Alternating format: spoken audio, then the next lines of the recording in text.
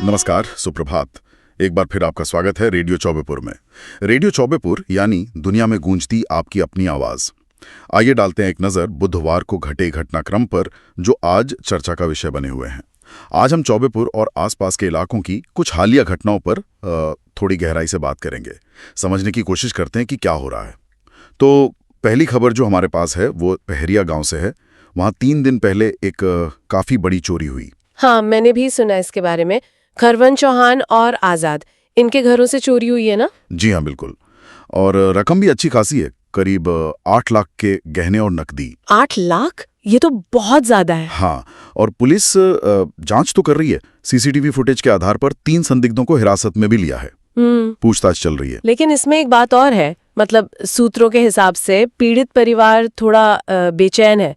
उनका कहना है कि हिरासत में लिए गए लोगों का वीडियो भी शायद वायरल हुआ है। अच्छा। हाँ, पर पुलिस ने अभी तक मामला खोला नहीं है पूरी तरह से, तो थोड़ी अनिश्चितता है। ये बात तो है।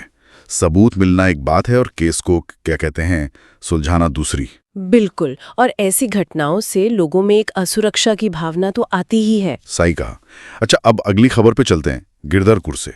यहाँ थोड़ी अलग किस्म की चोरी हुई है। गिरधरपुर? हाँ, वो जल जीवन मिशन वाली। जी हाँ, बिल्कुल वही, जो पानी की टंकी लगी थी साफ पानी के लिए। सोमवार रात वहां से इन्वर्टर की 24 बैटरियां। 24 बैटरियां? ये तो मतलब हाँ, काफी नुकसान है, हजारों की कीमत होगी। ये सिर्फ चोरी नहीं है, ये तो सीधे सीधे जो जरूरी सामुदायिक सेवा है उसमें बाधा डालना हुआ। बिल्कुल। पानी की सप्लाई रुक गई होगी इससे तो। हाँ, पंप ऑपरेटर विजय कुमार सुबह जब पंप चालू करने गए तब पता चला। पुलिस मौके पर गई, जांच कर रही है अब। ये दिखाता है कि जो पब्लिक प्रॉपर्टी है, खासकर जो इतनी जरूरी है, उसकी सुरक्षा कितनी अहमियत रखती है। सही बात है। अब एक और पुलिस कार्रवाई की खबर है, सारनाथ थाना क्षेत्र से। सारनाथ? अच्छा। हाँ, लिडूपुर इलाका। 2 महीने पहले एक जानलेवा हमला हुआ था। उसके आरोपी अंकित सिंह के घर पर मंगलवार को पुलिस ने कुर्की की नोटिस चिपकाई है। अच्छा, कुर्की नोटिस, मतलब आरोपी फरार है? जी, घटना के बाद से ही फरार है। ये मामला अप्रैल का है।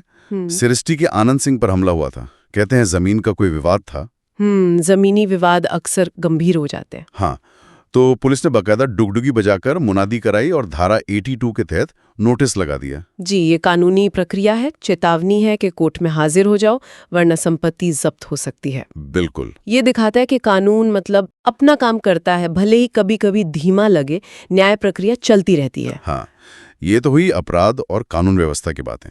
लेकिन चौबेपुर से ही एक थोड़ी अलग दिलचस्प कहानी भी है। अच्छा, क्या है? एक गांव में एक युवक पास के जिले से अपनी प्रेमिका से मिलने आया था। ओह, फिर क्या हुआ? तो गांव वालों को भनक लग गई।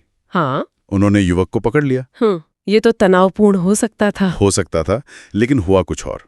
पूछताछ हुई तो युवक ने मान लिया कि हाँ, 2 साल से प्रेम प्रसंग चल रहा है। अच्छा। फिर देखिए गांव वालों ने क्या किया, युवक के घर वालों को बुलाया और फिर दोनों परिवारों की सहमति से गांव के शिव मंदिर में ही उनकी शादी करा दी। अरे वाह, ये तो बड़ा अनोखा समाधान निकाला है ना।